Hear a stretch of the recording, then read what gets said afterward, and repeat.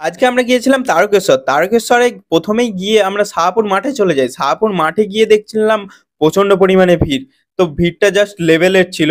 তো এখানে থিমটাও খুব সুন্দর হয়েছিল। আর আজ ছিল সপ্তমী। সপ্তমীর দিনেও এত ভিড় হবে ভাবা যায় না।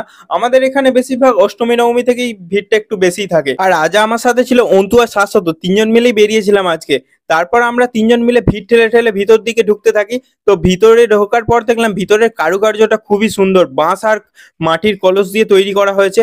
ছোট যে চায়ের কাপ হয় না, সেই চায়ের কাপ দিয়ে, যাই হোক, আর কিছুটা ছিল কাপড়েরও। এত সামান্য কিছু জিনিস দিয়ে এত ভালোভাবে যে প্যান্ডেল করা যায় বা থিম করা যায় সেটা এরা দেখিয়ে দিয়েছে।